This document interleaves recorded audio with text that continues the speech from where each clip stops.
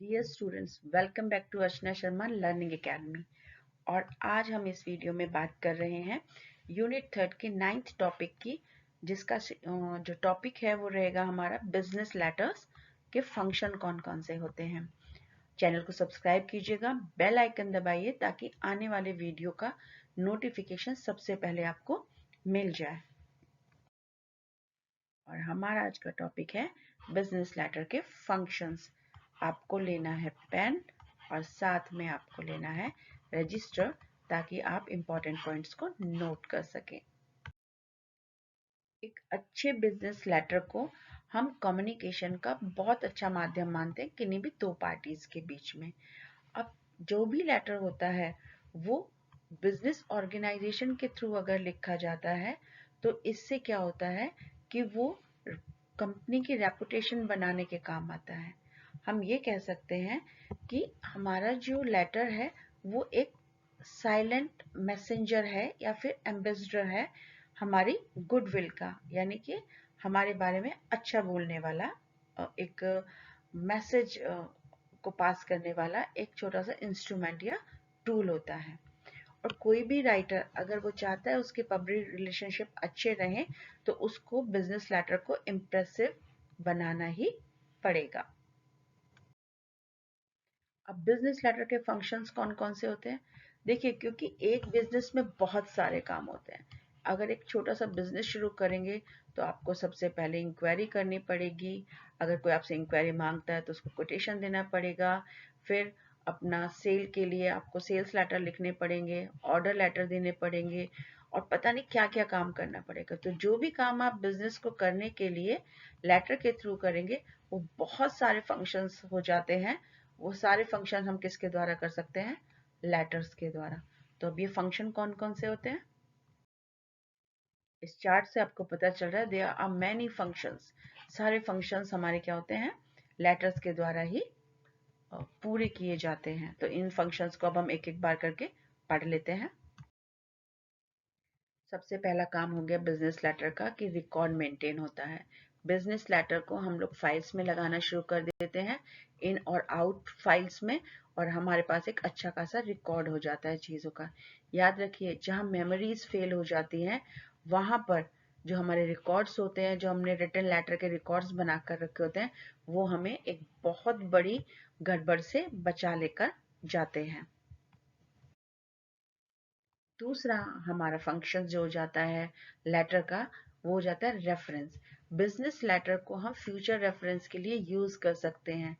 कभी भी whenever anything demands past record, business letters are preferred।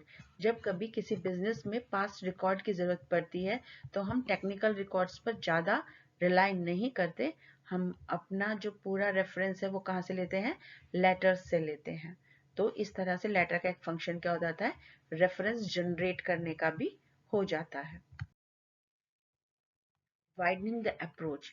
कभी कभी चीजें ऐसी होती हैं कि हम हर जगह पर जा नहीं पाते या हमारे जाने की संभावनाएं कम रहती हैं, तो वहां पर अपने रिप्रेजेंटेटिव के रूप में हम क्या भेज देते हैं? लेटर भेज देते हैं। लेटर्स हर उस जगह पर जा सकते हैं जहां पर हम अपनी बात पहुंचाना चाहते हैं और एक रिकॉर्ड फॉर्म में अपनी बात पहुंचाना चाह रहे हैं। तो लेटर्स क्या करते हैं? हमारी जगह पर पहुंच कर वहां पर हमारा रिप्रेजेंटेशन करते हैं। इस तरह से हमारे एक छोटे से बिजनेस की अप्रोच एक छोटे शहर, एक दुकान, एक बस्ती से निकलकर दुनिया भर में फैल जाती है। किसके द्वारा? हमारे पत्रों के द्वारा। Authoritative proof.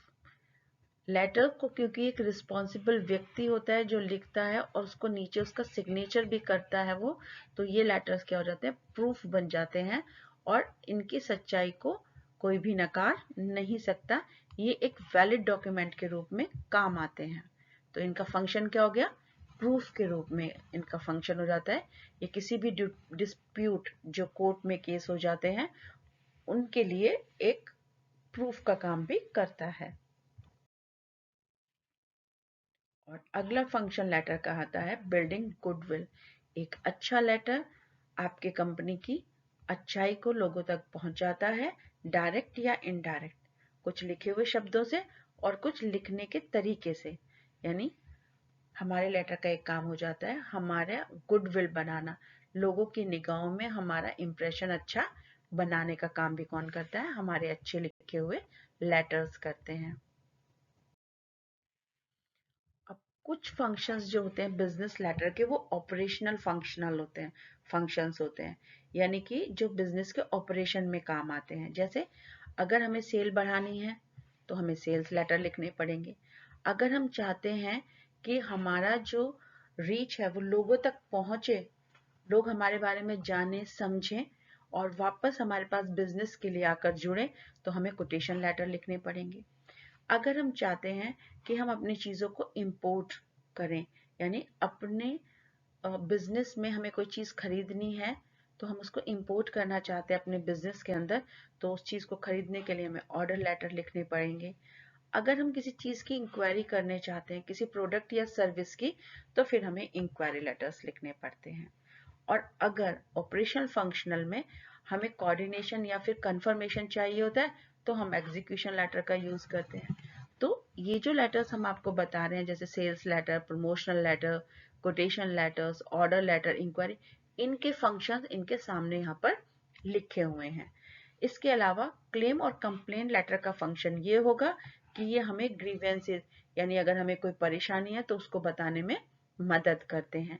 रिमाइंडर लेटर्स हमारी हेल्प करते हैं, यानी रिमाइंडर लेटर का हमारा फंक्शन हो जाता है कि हम जो भी किसी के ऊपर अगर हमारा ड्यूज है तो हम उसको क्लियर करा सके, यानी कोई व्यक्ति को हमारे को पैसा देना है लेकिन वो दे नहीं रहा है तो हम बार बार क्या लिखेंगे?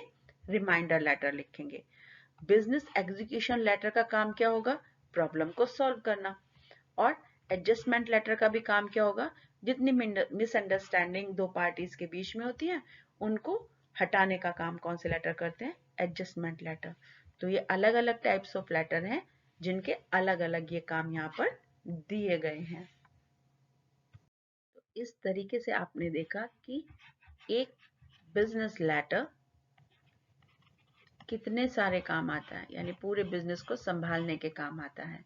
अब अगर बात करें हम एग्जामिनेशन में अच्छी राइटिंग के लिए, तो उसका आज का टिप आपका ये रहेगा कि जब आप कोई भी आंसर लिखें और वो आंसर खत्म हो जाए और आप दूसरा आंसर शुरू करें तो उसके बीच में ब्लैक पेन से बोल्ड लाइंस आप खींच दें।